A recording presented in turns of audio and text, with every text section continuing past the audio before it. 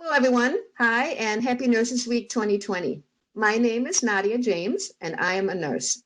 I am the nursing instructor for the Learning Extension. I am joined today by my colleague and future nurse, Keith Ecker. Hi, everyone. I'm Keith Ecker. I am a nursing student in Chicago. We have decided for this year's Nurses Week, the Year of the Nurse 2020, to collaborate and record a Q&A between Keith and I, where we will be asking each other a few questions about each other's background. Keith is a student nurse currently, about to graduate later this year, and I've been a nurse for a long time, and we both have a blog on the Learning Extension website. So I wanted to ask, what path did you take to become a nurse educator? Wow, that is a really interesting question, Keith. It was kind of a roundabout way how I ended up in nursing education. It wasn't a straight path. I actually had been a nurse for about 25 years when I caught the teaching bug, so to speak. And how that came about was that I kept receiving really positive feedback from my nurse managers and from new nurses that I was precepting in our nurse residency program at the hospital I was working at the time. And the feedback always pointed out that they felt I was really good at teaching and explaining difficult concepts, and the patients and their families would always put that on their patient satisfaction surveys, that they enjoyed my teaching. And so I decided, let me check that out, and how can I do that full time? And so it was like, okay, if I want to teach in nursing, I need to get a Master of Science in Nursing. And then I graduated and left the bedside and been teaching or in education in some way or another since then, and I haven't looked back. I wanted to ask you, Keith, what prompted you to leave your previous profession and then embark on this new, very different career path?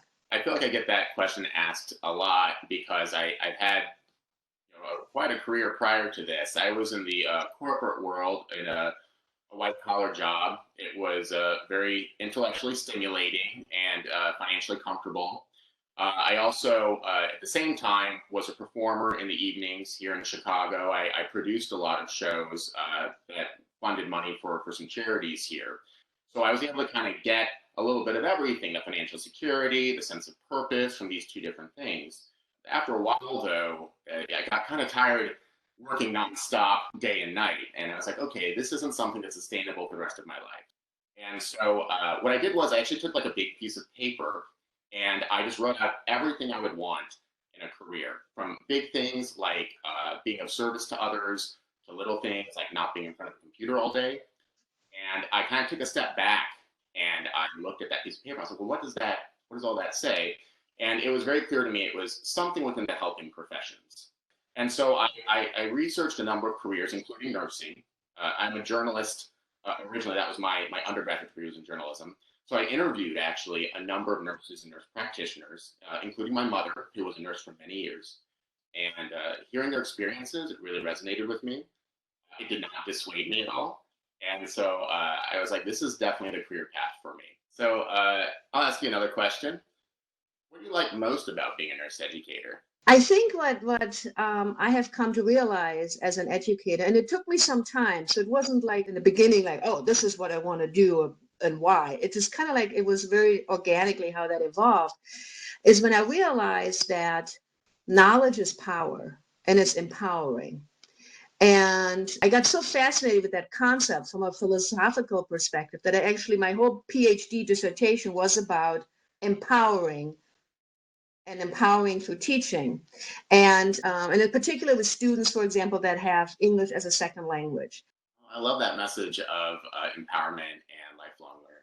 So since you are close to graduating from nursing school, I was wondering, what specialty nursing area would you like to work in and why?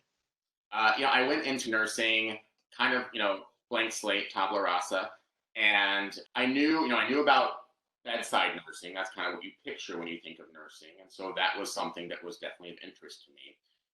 Nursing school has given me a lot of exposure to different areas of nursing. It's one of the great aspects of nursing school in my program. Everything from psych to oncology to community health, and I found that I have a passion for public health and community health. And so that's really the area I think that fits with me the best. Specifically, I'm very social justice minded. I really believe in closing the gaps caused by the social determinants of health. That is really admirable, and I'm so happy to hear that is close to your heart and that you're so passionate about that. We definitely need more work and more nurses in that area. So hats off to you. I think this is probably my final question to you. What advice do you have for nursing students who are preparing for the NCLEX? Oh yeah, I get, as you can imagine, I get that question quite a bit. My biggest recommendation is make sure that you review the test plan for the NCLEX that you are scheduled to take, so RN or the PN one. So the test plan is almost like a blueprint, like you used to, receive like a study guide for an exam in school. And the reason I'm so empathetic about that is that the NCLEX is set up very differently than nursing school, right? In nursing school, we have our specialty areas. Like you mentioned, you have OB, you have peds, you have psych, you have med surg. But the NCLEX is set up differently because the NCLEX is all about declined needs categories. And you can actually look in the test plan and see what sort of like nursing practice statements or like activities you have to be familiar with and how to like implement that care, evaluate that care under each client needs categories. It's very specific. And my second recommendation is take your time. There's a saying, haste makes waste. And my third recommendation is do as many practice questions as you can. I mean, I'm talking about 3,000 to 4,000. And students sometimes look at me like, are you crazy? How am I going to do that many? I'm like, well, I'm telling you, if you do that many and you really take your time and you always review the ones that you got incorrectly, like why, then you pretty much gonna know, like you're gonna get a question, similar question on the NCLEX, and you will have seen it and you will know, like, wait a minute, I remember one question and I know what the right answer is. Thank you. I'm going to take all that advice to heart, and I'm kind of weird. I actually find NCLEX practice questions to be kind of fun. So I'm weird like that. I find it's like almost like trivia. So I'll probably be doing those 3,000 to 4,000 practice questions. So my last question to you, Keith, is nursing is not a perfect profession. And if there's one thing you could change about it, what would it be? I would say one thing I've learned since I've been in nursing school that I love about nursing is how we are pushed to be advocates. We are incredibly strong advocates for our patients. I have seen firsthand nurses that I have been paired with during clinicals who have advocated zealously for their patients, for their families. They've done a wonderful job of it. I do think that we can be better advocates for our own profession. I think we have some really wonderful associations out there that are great advocates for the profession. It's just that there's a lot of competing voices.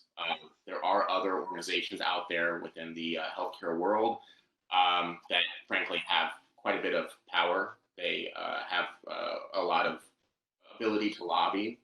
And I would really like to see nursing have a greater seat at the table, whether it's through lobbying, public persuasion, especially right now, like we can strike while the iron is hot. You know, the pandemic's happening. Nurses and the treatment of nurses is top of mind for the general public. So public persuasion right now is key.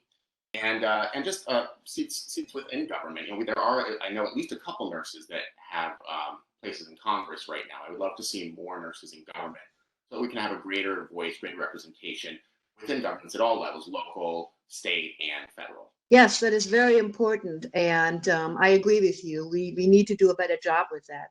Well, thank you so much, Keith, for agreeing to do this Q&A with me. It's been an absolute pleasure.